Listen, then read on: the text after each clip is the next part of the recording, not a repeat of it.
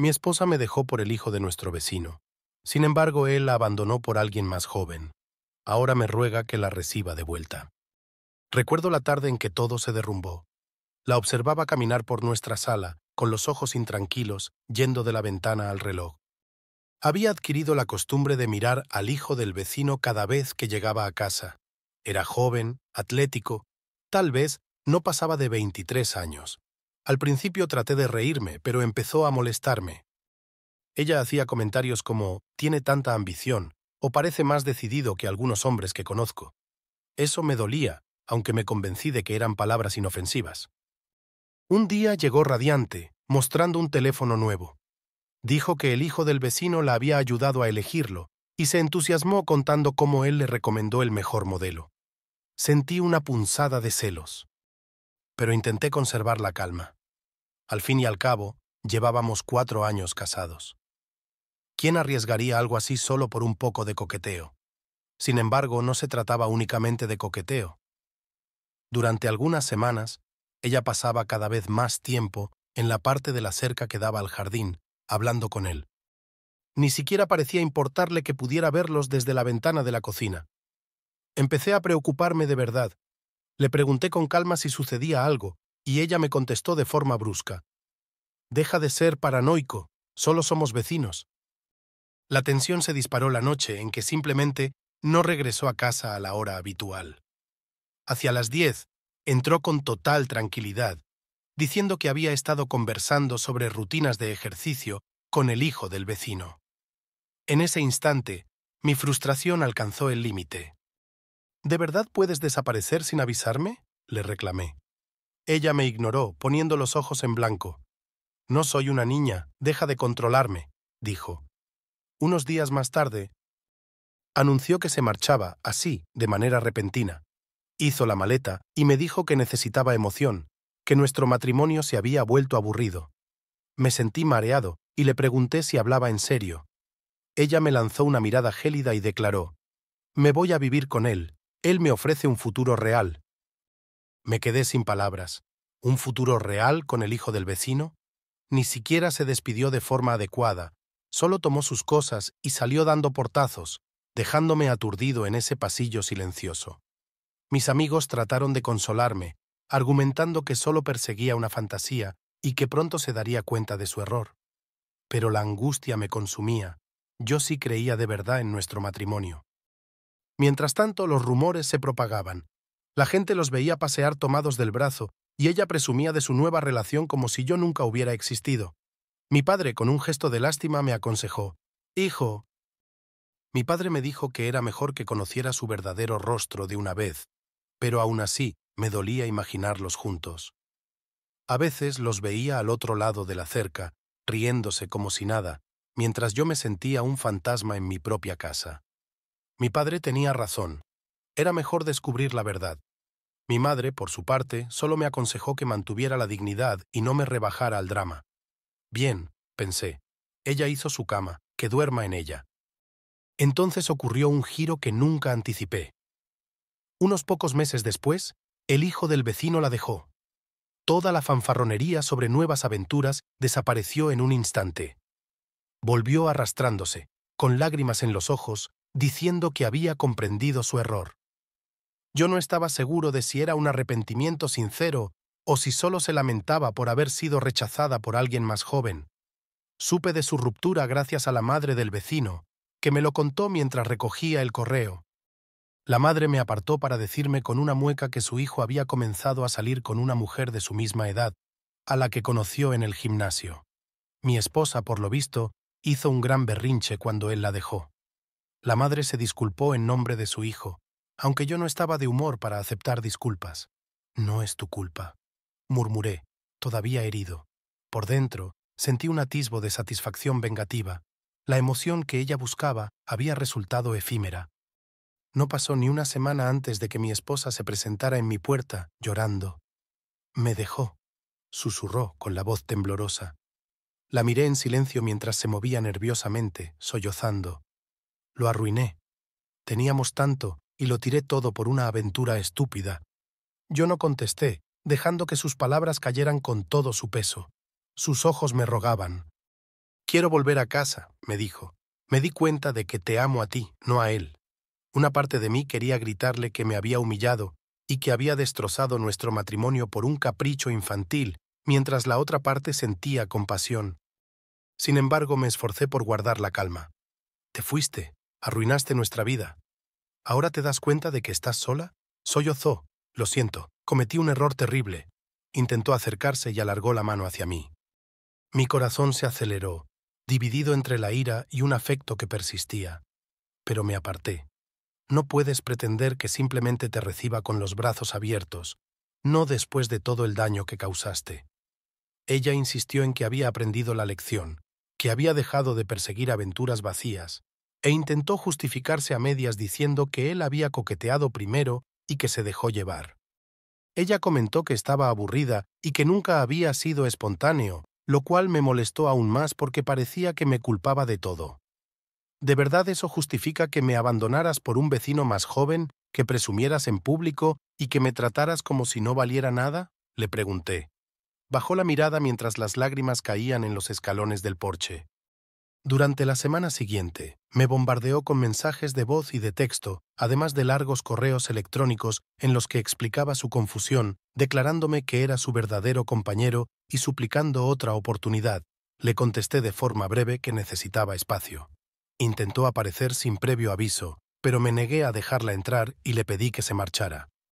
Mientras tanto, supe que les dijo a algunos vecinos que yo era frío e insensible y que si hubiera sido más apasionado, nada de esto habría pasado. Sentía que seguía culpándome, aunque me rogara reconciliarnos, y la situación empeoró.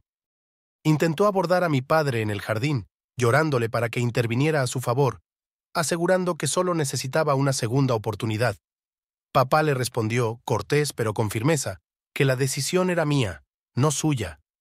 Sentí una rabia silenciosa al ver cómo involucraba a mi familia, intentando manipularlos con culpa para que me persuadieran. Una tarde la sorprendí revisando la ranura del correo, probablemente en busca de alguna excusa para acercarse a mí. Ya harto, la enfrenté. ¿Qué quieres? Tú lo terminaste todo, no te debo nada. Ella balbuceó algo como, podemos arreglar esto, tenemos historia. Negué con la cabeza, con un tono amargo. Fuiste tú quien decidió que lo nuestro no valía la pena. No soy tu segunda opción. Se marchó cabizbaja. Suspiré.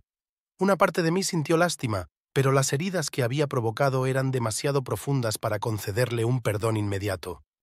Su actitud altanera se intensificó cuando me negué a ceder. Empezó a plantear exigencias como que, si no podíamos estar juntos, al menos la dejara quedarse temporalmente en la casa. ¡Qué atrevimiento!, considerando que esa vivienda nunca había sido suya, sino mía desde antes de casarnos. Además, no teníamos hijos, así que no había manera de que tuviera derecho alguno para permanecer allí. Trató de manipularme apelando a la culpa, llorando porque no tenía a dónde ir. Le respondí con calma que ese no era mi problema, puesto que ella había tomado su decisión. Luego, hizo que ciertos amigos me presionaran, acusándome de ser insensible por no ayudar a una esposa que, según ellos, solo había cometido un pequeño error. Les contesté con franqueza que no se trataba de una falta menor. Había dejado nuestro matrimonio públicamente por un vecino más joven, humillándome en el proceso, y les pedí que se ocuparan de sus propios asuntos.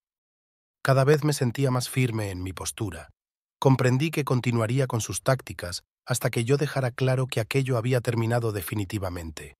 Un día, me abordó después de que terminé de hacer la compra, llorando. No puedo pagar el alquiler en ninguna parte. Perdí mi empleo, necesito un lugar para quedarme. Decía que estaba casi en la calle. Apreté los dientes, recordando cómo había desechado nuestros votos matrimoniales. Aún así, la compasión casi me venció. Ella notó mi duda y suplicó, solo por un mes, hasta que me recupere. Pero el recuerdo amargo de verla marcharse con otro hombre en busca de emoción reforzó mi determinación.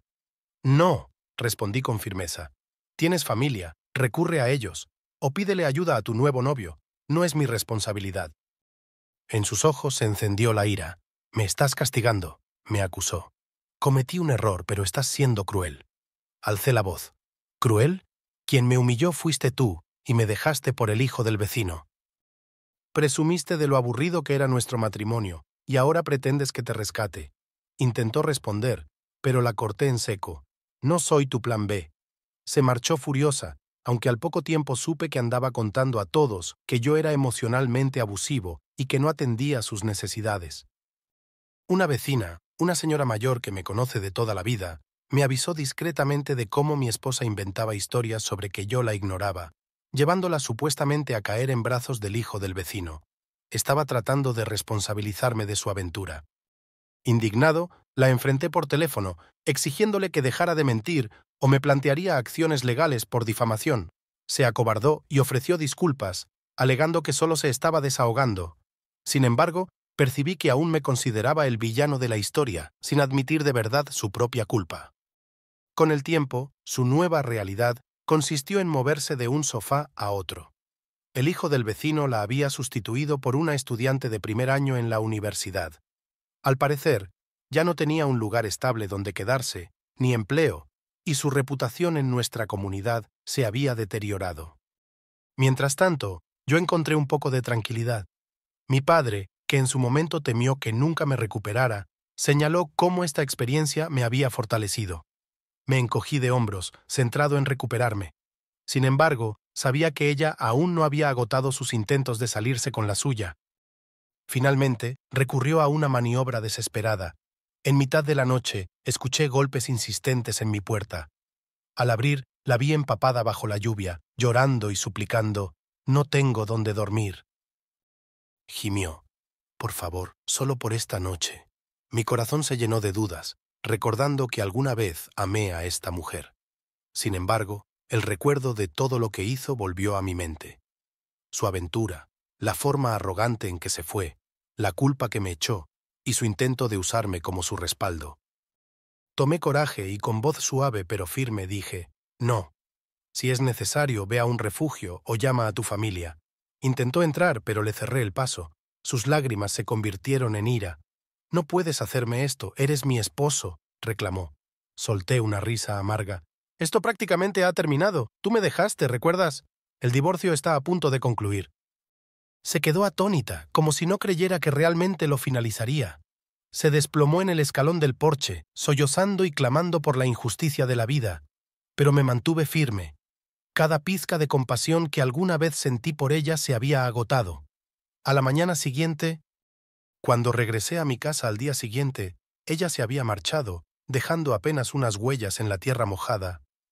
Me enteré, a través de un conocido en común, de que terminó en un motel. Intentó llamarme de nuevo, pero bloqueé su número. Mi padre elogió mi determinación, recordándome que si la dejaba hacer lo que quisiera, seguiría aprovechándose de mí, así que me mantuve firme.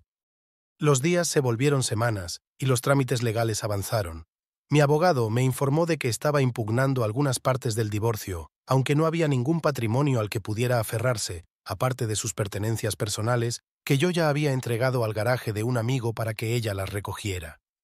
Dada su aventura y lo repentino de su salida, no podía argumentar una manutención conyugal. El juez, sin dejarse conmover por su relato lleno de lágrimas, falló a mi favor. Terminamos con un acuerdo mínimo, sin que ella obtuviera ningún beneficio extra. El día en que el divorcio se hizo oficial, sentí un inmenso alivio. Se cuenta que ahora está intentando reconstruir su vida, pasando de sofá en sofá o apoyándose en conocidos para conseguir ayuda. Mientras tanto, yo estoy recuperando mi propia sensación de normalidad. A veces recuerdo el día en que se mudó al lado, persiguiendo esa chispa fugaz, convencida de que la hierba era más verde. Luego, ese mismo hombre más joven la dejó por otra persona. La ironía habla por sí sola. De vez en cuando trata de contactarme desde nuevas cuentas en redes sociales, disculpándose, queriendo hablar de nosotros. No le respondo. Mi postura es clara. Ella eligió su camino. No puede volver arrastrándose solo porque su aventura fracasó. Ya no tolero la deslealtad. Mi padre insiste en que mantenga la cabeza en alto, que la vida sigue y merezco algo mejor. Tiene razón. Si te gustó, no olvides dejar un comentario y apoyar el canal con tu suscripción. ¡Nos vemos en la próxima historia!